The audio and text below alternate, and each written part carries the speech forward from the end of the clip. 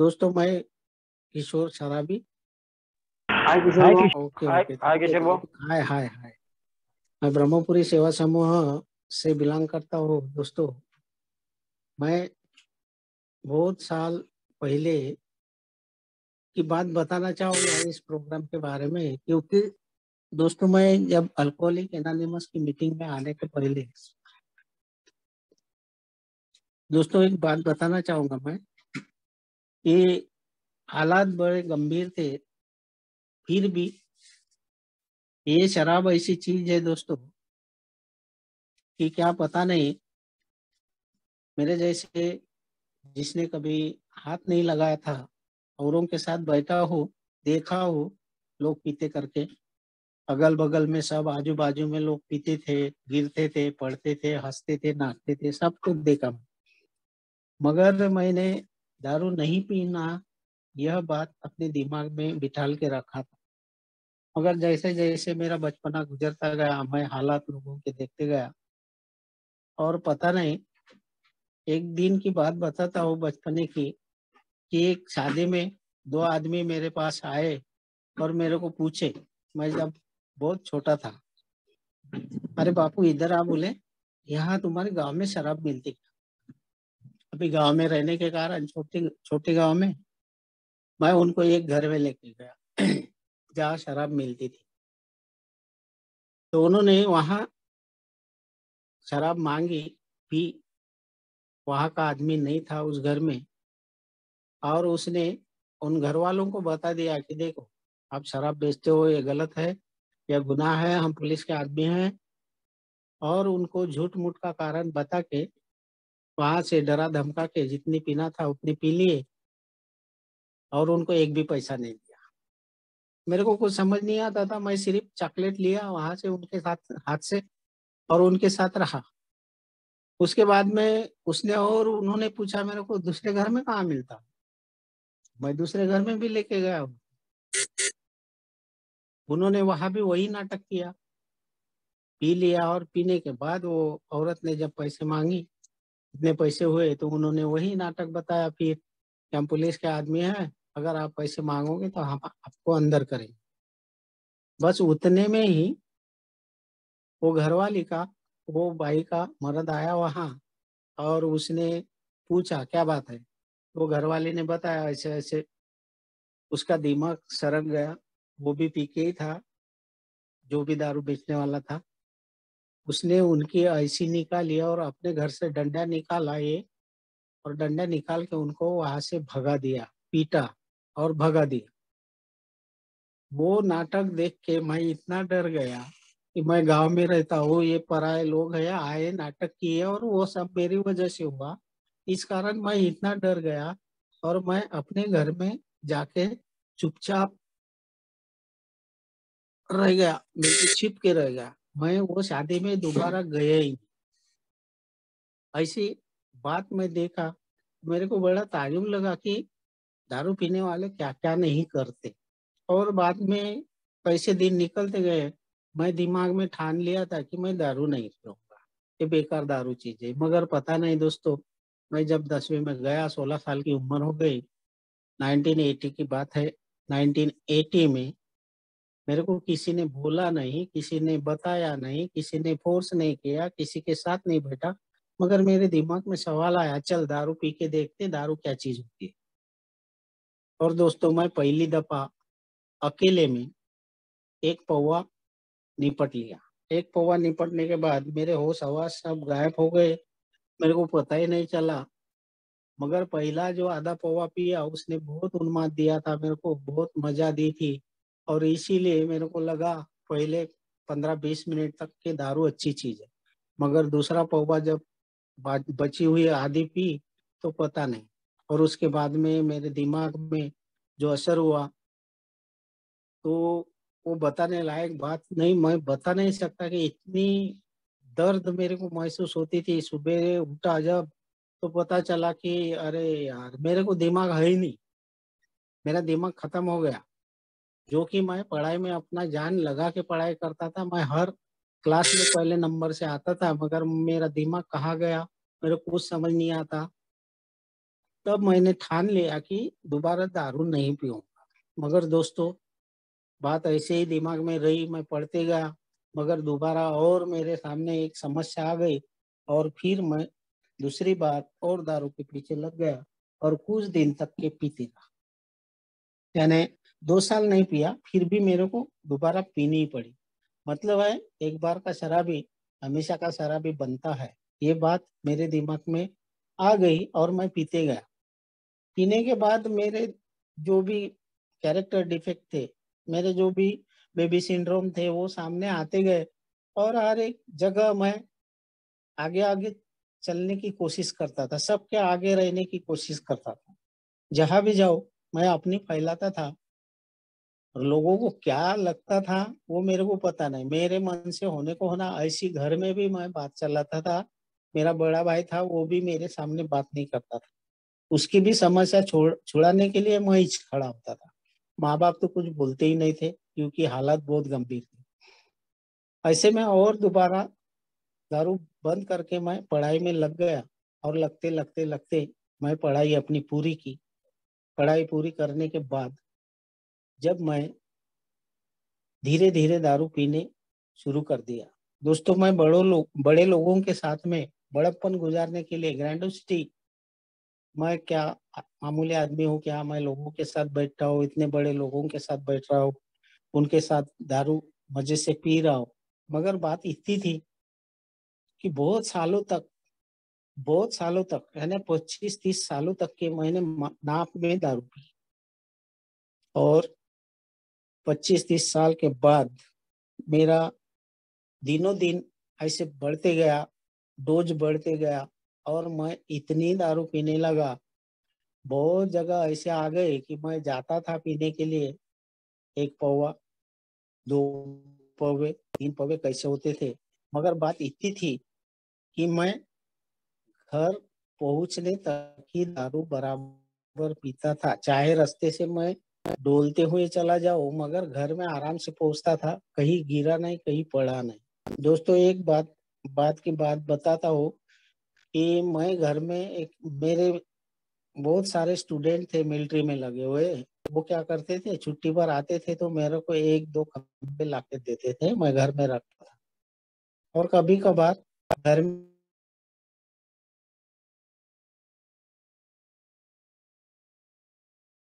के खाने का फीस ला, मैं बहुत बार घर वाले को भी बोलता था कि यार वहां से दे तो 90 पीता हूँ, और वो खंबा रख देता था घर में कपाट में।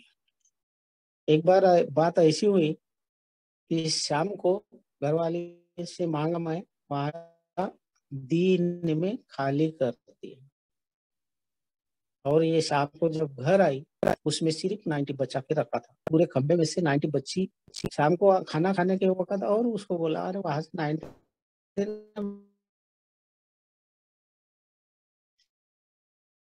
90। उसको मालूम था कि कल पूरा था, करते जा रहे, अरे कहाँ आड़ा करती, उससे पूरा उल्टा करना पड़ा। तो वो बोली क्या से दारू, इतनी दारू कहाँ गई, इतनी दारू कौन पीता है।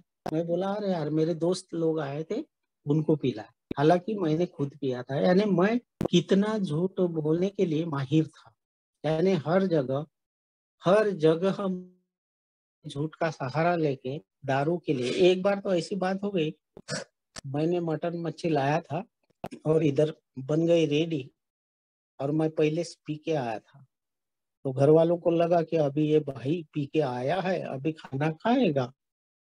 मगर आते आते मैं एक दोस्त को बोल के रखा था कि रुक जा, मैं पैसे लाता हूँ बाद में पीने जाएंगे, और मैं पहले से पी के था।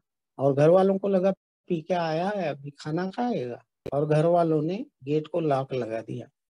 मैं अपने पैसे जेब में डाला,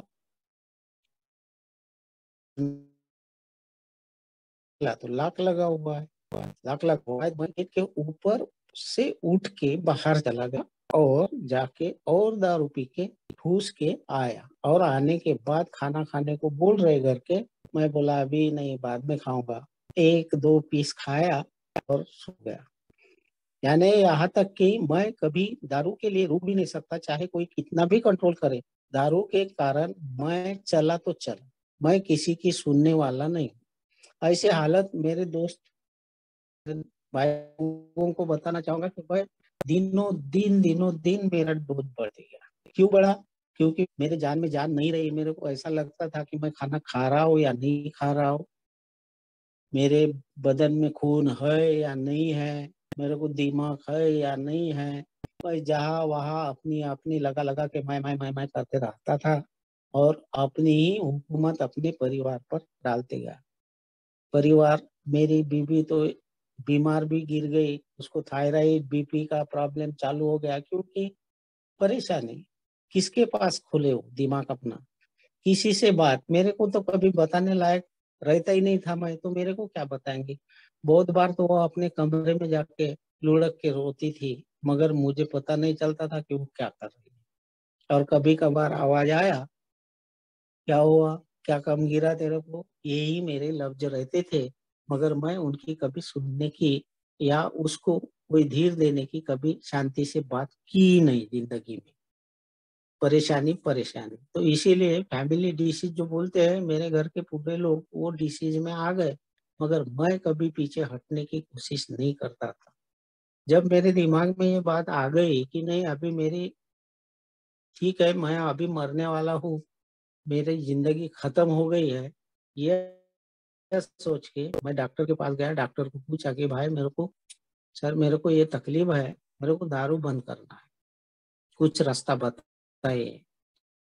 मेरे डॉक्टर ने बताया मेरे को, अरे यार दारू बंद करने का मेरे पास तो इलाज है ही नहीं, मैं एक प्रोग्रामिंग बताऊंगा, वहां चले जाना। फिर पहले पंचकर्म कर लो, और पंचकर्म भी किया, पंचकर्म किया, मगर वही हाल दोस्तों। 2-3 दिन के बाद और वही शुरू, जिधर उधर गया छुड़ाने के लिए, मगर बात बनी नहीं दोस्तों। और फिर एक दिन ऐसी बात आ गई कि मैं मरने के कगार पे, मेरे एक दोस्त ने मेरे को जहर पिला दिया।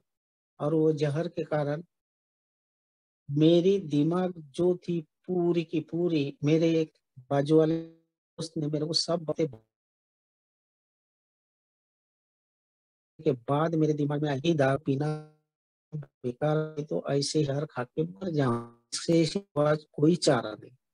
और दूसरे दिन मैं सोचते गया कि दारू कैसे बंद करूं, कैसे बंद करूं, कैसे बंद करूं, मगर मेरे हाथ में दारू बंद करने की नहीं है।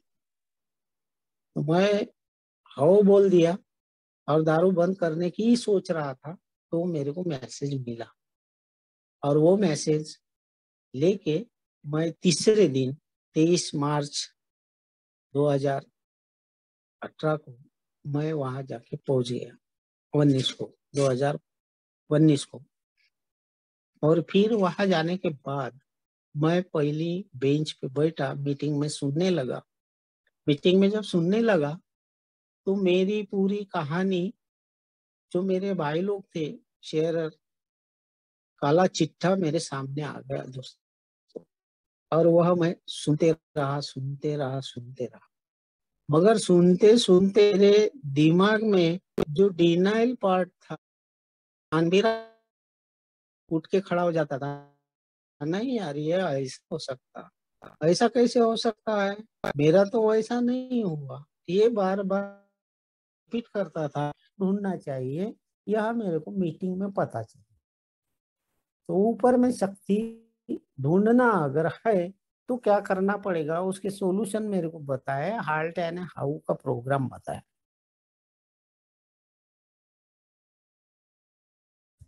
वो प्रोग्राम मेरे को प्रामाणिक है तो किससे? ये प्रोग्राम से या आप से या भगवान से? पहले अपने आप से प्रामाणिक रहना सीखो।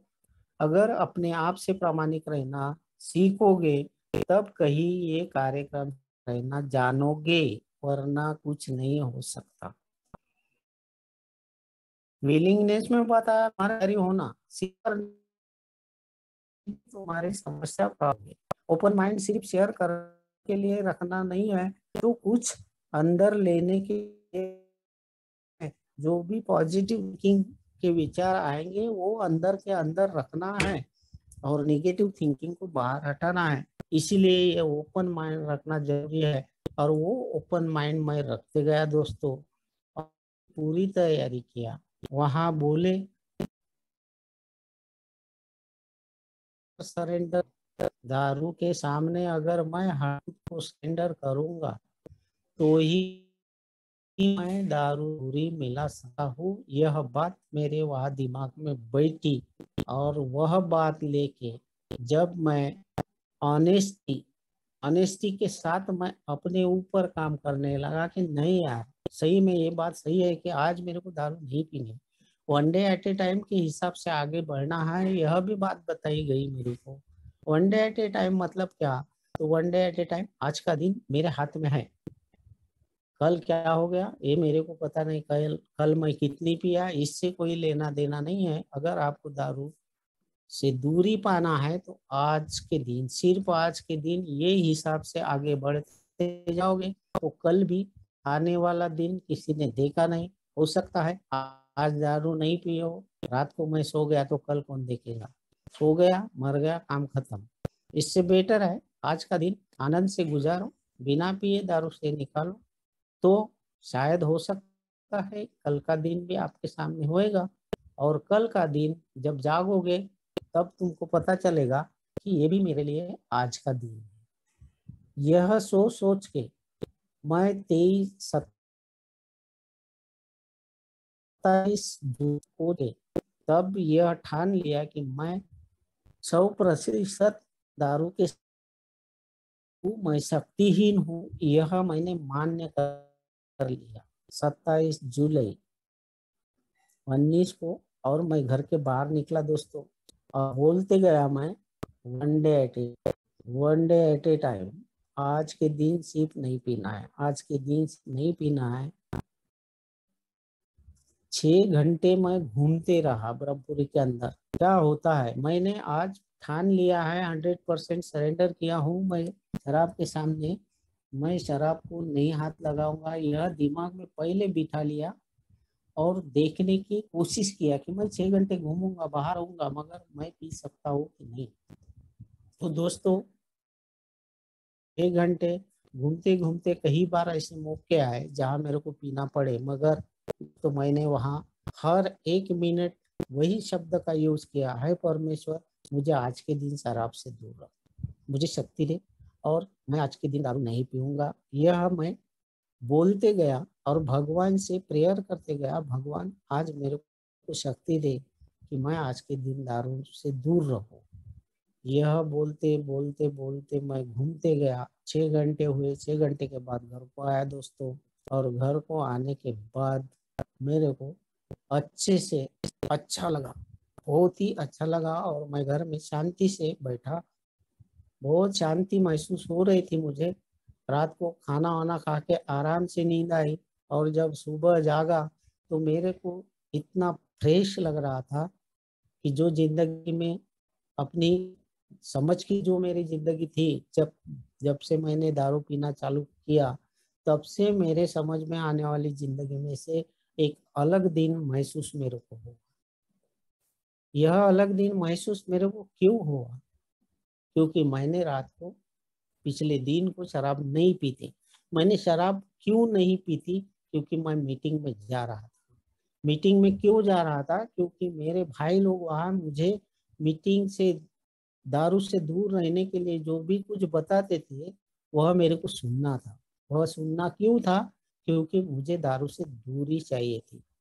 तो मेरे दोस्तों के कारण वहाँ जो उच्च शक्ति होती है, मीटिंग के हाल में जो उच्च शक्ति होती है, चाहे वहाँ एक ह्यूमन बीइंग हो या नॉन ह्यूमन बीइंग हो, दोनों में से कोई भी एक उच्च शक्ति मुझे इतनी ताकत देती थी कि तू यहाँ आएगा और हमसे कुछ सुन पाएगा, हमारी बात सुनेगा, मानेगा, तो दारू से दूरी मिलना तुम्हारे लिए सरल हो जाएगा। और उस दिन से भगवान की कृपा मुझ पर हुई, और मैं आगे एक एक दिन के हिसाब से चलते गया। और हर दिन मैं भगवान को याद करने लगा सुबह, हे भगवान मुझे दारू से दूरी मिला दे, मुझे ताकत दे, आज के दिन मुझे दारू नहीं पीना है। और ऐसे कर करके जैसे जैसे भी मेरी दिनचर्या चलती गई, मैं प्रोग्राम का हर एक पहलू इस्तेमाल करने की कोशिश कर रहा था दोस्तों।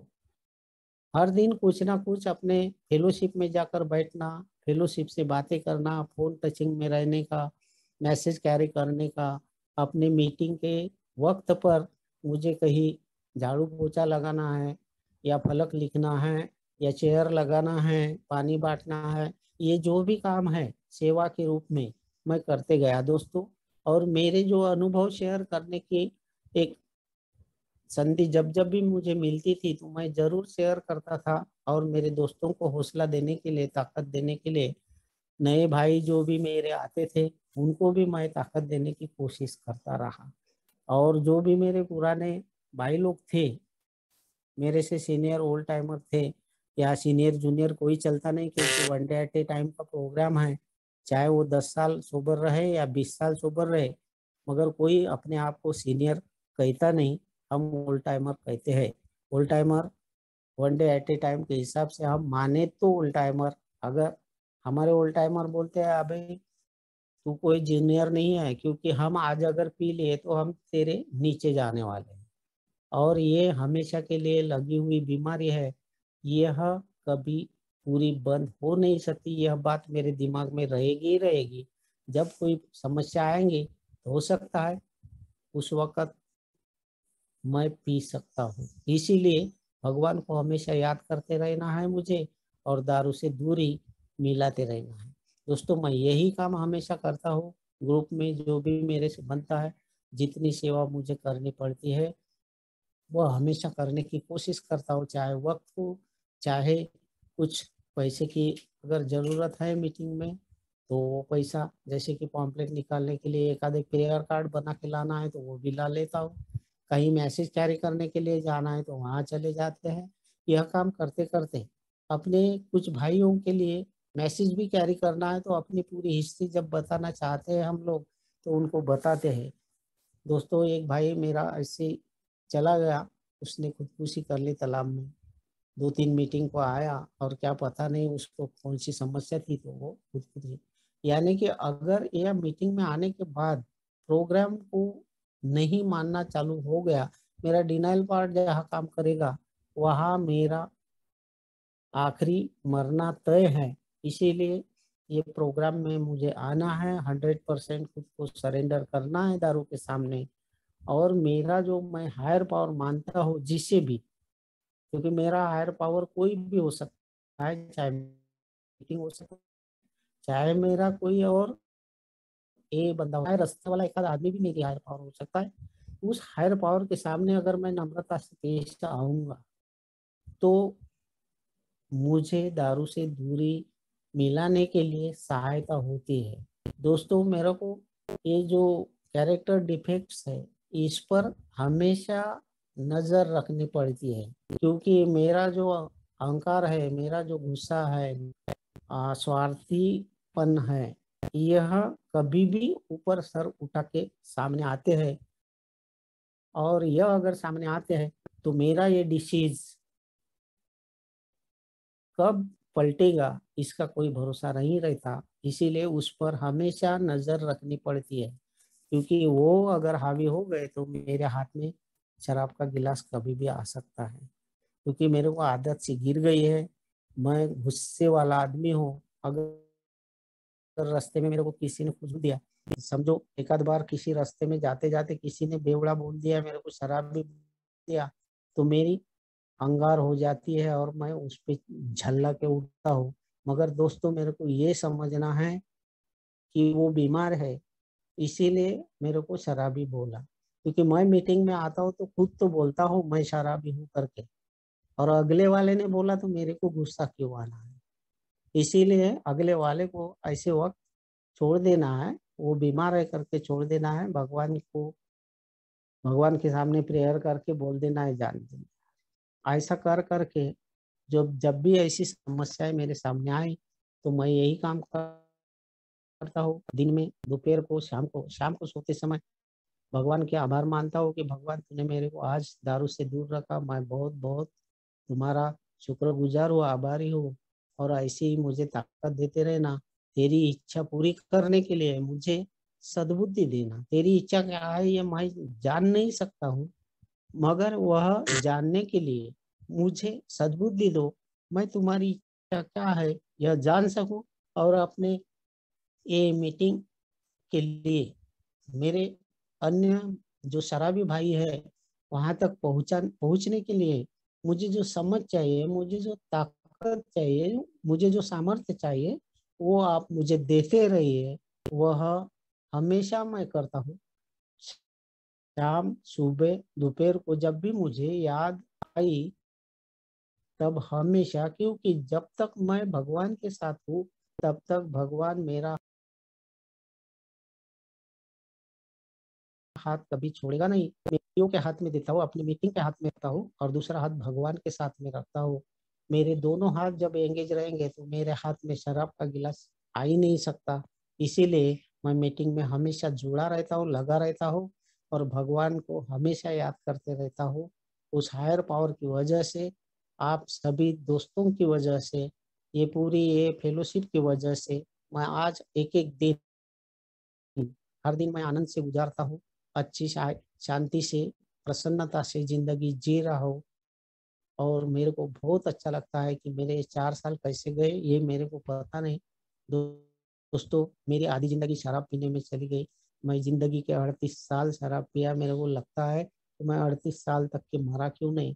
इसीलिए मेरे को भगवान ने बचा के रखा कि बंदे किशोर, तू इस एक ही मीटिंग में आ और हमारा मेरा काम तू करते रहेगा तो तेरा काम हम करते जाएंगे। ऐसी भगवान की कहावत होगी शायद, इसीलिए भगवान ने मेरे को जिंदा रखा और मैं उस हायर पावर का काम करने की कोशिश, हर पल करने की कोशिश में रहता हूँ और एक का काम में हमेशा खुद को समेटे रखता हूँ और एक का काम करते रहता हूँ और अपने परिवार का भी काम करते रहते। तीन ही काम समझ में आते हैं, घर, काम और मीटिंग। इन इस दायरे में ही मैं रहता हूँ। बाहर की जिंदगी मैं पसंद नहीं करता। घर, काम और मीटिंग में लगे रहने के कारण मैं एक एक दिन आज सोबर हूँ और ऐसी जिंदगी में मेरे को सोबर जीवन जीने की आदत हमेशा आप लोगों से और भगवान से मिलती रहेंगी, यही कामना करता हूँ और यहाँ रुकता हूँ। आप सभी भाइयों ने मेरे को सुना, आपका बहुत बहुत आभारी। और इस ग्रुप ने मेरे को बोलने का मौका दिया, इस ग्रुप का भी मैं बहुत बहुत शुक्र आभारी हूँ। धन्यवाद भाइयों, थैंक यू वेरी मच।